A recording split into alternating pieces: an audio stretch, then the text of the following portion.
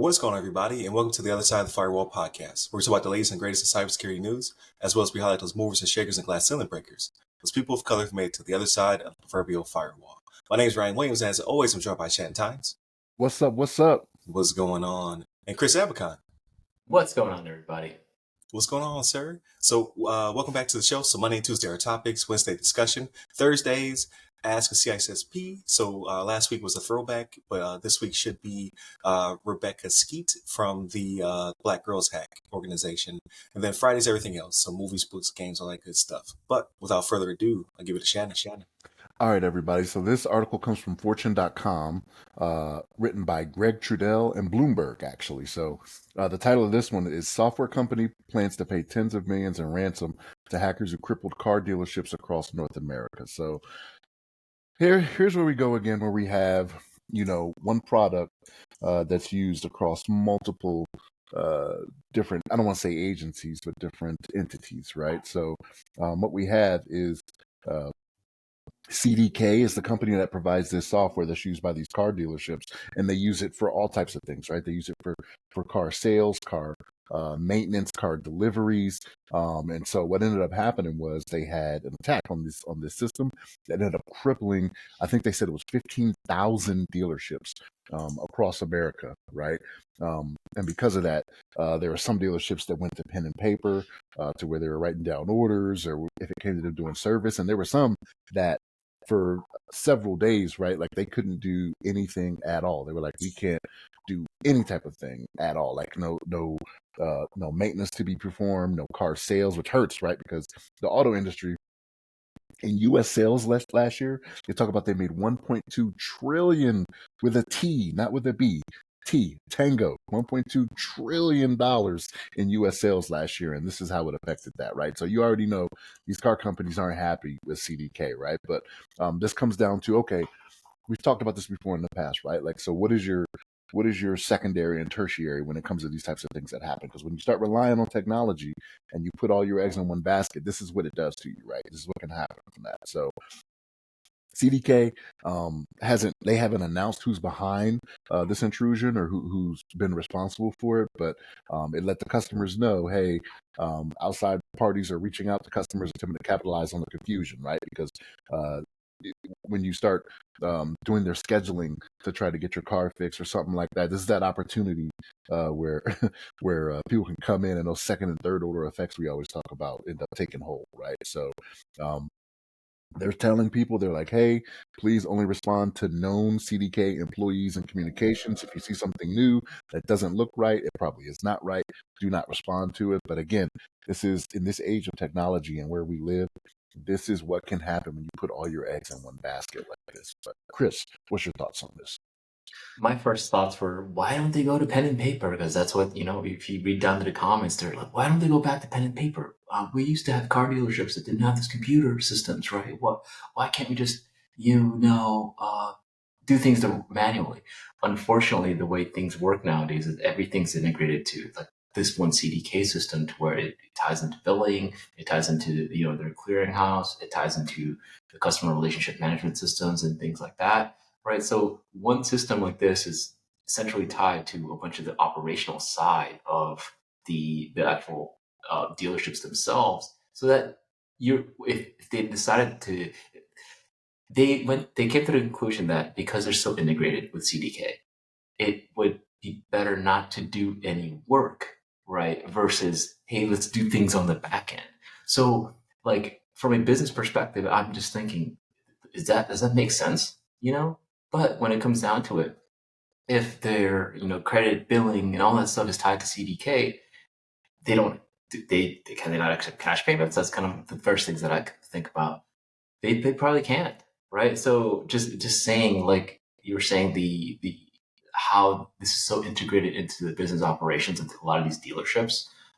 It's just really, really interesting. But then again, like you said, redundancy, backups and things like that. That's how crucial the operations are to these dealerships.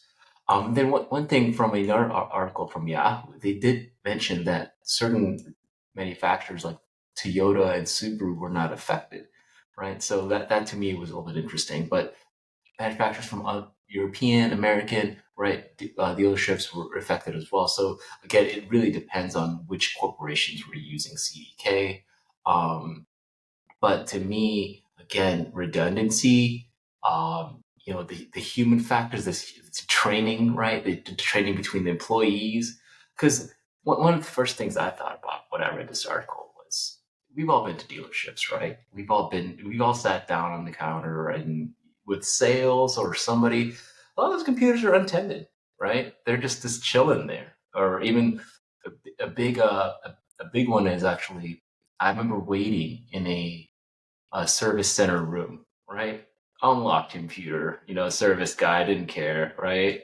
And I could have shoulder surfed and just, you know, checked out what he was doing, right? All day. Again, we don't know how the attack came about, but there is those little soft targets, right? So it's the last places to think about security is in car dealerships. It's like, hey, we want people to come in because we want to sell these cars.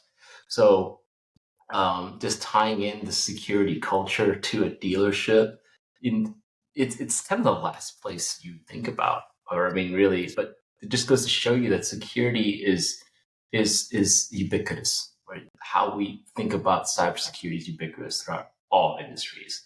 I think Shannon hit it right in the head. So I want to respond to you on what you're talking about, right? With them going to pen and paper, right? And to me, the answer is they don't know how, right? And this is the same thing we're seeing in our school system right now. They stopped teaching cursive long ago, right? Like my oldest son barely knows cursive, if at all. You know what I mean? Because like there was a point in his coming up, through the public school system to where it just was not something that was taught, right? We are quickly approaching that age where children are not going to know what to do with pen and paper, right? Because even the arts, when it comes to schools, they're getting rid of those things, right? So when it comes to them, drawing, sketching, doing things like that, it's just not common anymore. They're coming up on the age where the only thing they know what to do is put hands on a keyboard and do whatever it is they need to do. That's why I think the answer, because like you got the older heads right at these dealerships that are like yeah I got the original computer, it's a pencil, like your print is this front side where you write on, your delete is this eraser, right? Like that's the old school computer to them. But these new people coming in like 22, 23, 24 years old that are becoming salespeople, no idea. They have no idea. Very good point. Very good point. Ryan, go ahead, man. I was gonna say before I jump in, so please like, share, subscribe, all that good stuff. We're trying to hit 500 subs by the end of the month. It's getting kind of tight. We want to get as close as possible, so by the end of the year we can try to hit 1,000. And then the newsletter is still growing, so we're almost up to 1,400 subs. So definitely continue to check that out. And then again, Monday, Tuesday are topics, Wednesday discussion, Thursdays ask CISSPs, interview type situation on Thursdays, and then Fridays everything else, movies, books, games, all that good stuff. So two things from this article. So thing number one, like you guys are saying, like yes, mass chaos. So it's 15,000 dealerships that don't know how to work outside of that system. And there's only a handful of other types of dealerships that use a different product, probably something in-house or something from overseas. Most likely, like something that's more tailored or custom, right? Like this is the this is the easy button, is what CDK was, at least at the time. So you don't want 15,000 different companies doing something different. You want to quickly get back online, and that's why CDKs talk about paying. So someone spoke, it's always off the record, or no, it's on the record, but anonymity, right? Like don't say my name, but this is on the record. They're talking about paying them tens of millions of dollars to get their systems back online. Again, soft target. You had 15,000 plus dealerships all relying on one particular type of software. You hit that one target, you impact the field, and like Shannon said, it's a 1.2, 1.3 trillion dollar industry. So they're probably going to pay. And just feeding stray cats. So now you're going to look for the next targets. Okay, so either we're going to double dip on these guys and get back in there again and shut dealerships down, or this gives us the capital as well as the motivation to find another single use software or something that's impacting a big industry, and then go from there. So this won't be the last time you see this. Like A, because they're thinking about paying, but B, because they probably will pay. So they and most likely it's being attributed to somewhere in the Baltic area is what they believe it to be. So we don't know if it was Russia specifically, but it's someone in one of their cousins, if it's not Russia themselves. Um, so yeah, I expect to see this again later on this year or next year. Feeding the stray cat. So you know what I'm curious about though, because like you guys mentioned, right? There's a couple major dealers that were not affected, right? Toyota and Subaru, right, were not affected. So I wonder if it's because their cybersecurity is better, or because they were not as big a target, right? Like I'd be curious to know what that is. And that the program that we use, their cybersecurity is just we got better a better way of operating than these other guys. Or they're using a different system, right? Maybe, Yeah, say they're just they're the one off. Well, So, that's what I'm saying. Their system, right? Like it's a different system, or they'd be effective, right? Like they're not using CDK. So, like in their system, is it better cybersecurity in their system, right? Did they bake it in from the beginning, like you're supposed to, or did they possibly tack it on? And I'm guessing with CDK. I'm not gonna say it's the case. I would say not to hurt future partnerships. If Subaru wants to send me some ads in the future. But I would say it's like the old Apple methodology, right? Like Apple didn't really have to have robust security features because everybody was attacking Windows because they're the more prevalent operating system. So these people probably were like, hey, we can either hit these 15,000 or we hit this handful of Subaru dealerships. Let's hit this 15,000. For a record, I love my Subaru. Here in Colorado, man, I think they have like the number one Subaru dealer in America. Is out America? I think that would make sense. It makes sense. That's symmetrical all the drive. Yeah, that makes sense in that area because Florida has the number one Ford dealer. Brandon Ford is the number one Ford dealer in the world. So good old Florida. we love our trucks.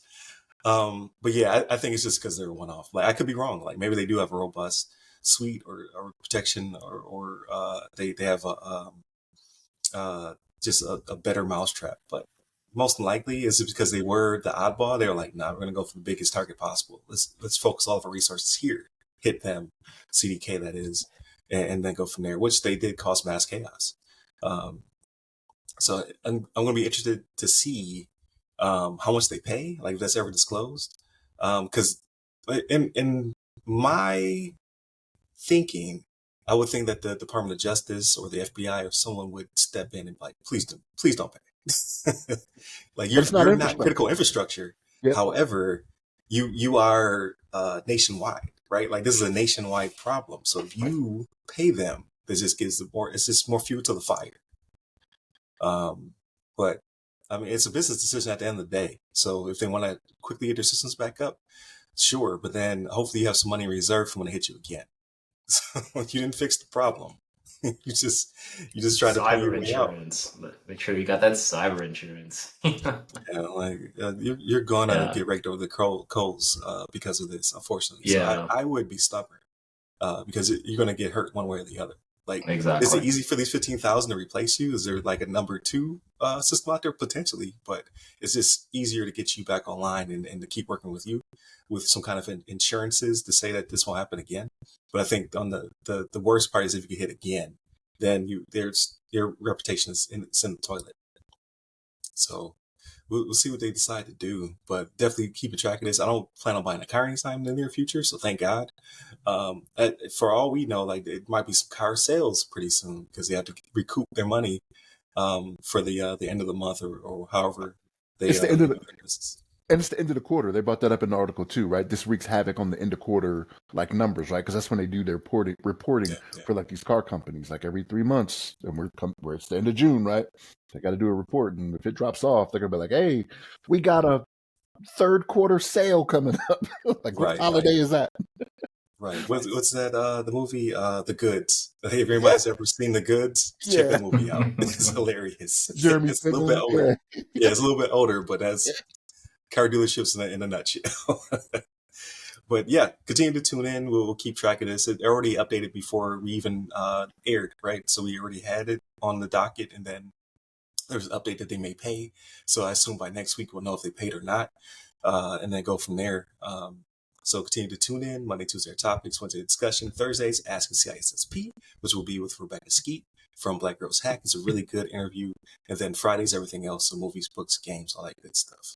So hit me up on all the social media platforms. I am at RyRy Security Guy. That's RYRY Security Guy. You can find me on LinkedIn, Clubhouse, TikTok, Threads, Twitter, all the places. Either as the other side of the firewall, RyRy Security Guy, or Ask a CISSP. And where can they find you, Chris? You can find me on LinkedIn. Connect with me, Chris Abacon. Spelled A There it Bacon. is. A Bacon. Yeah. Stay safe. Stay secure.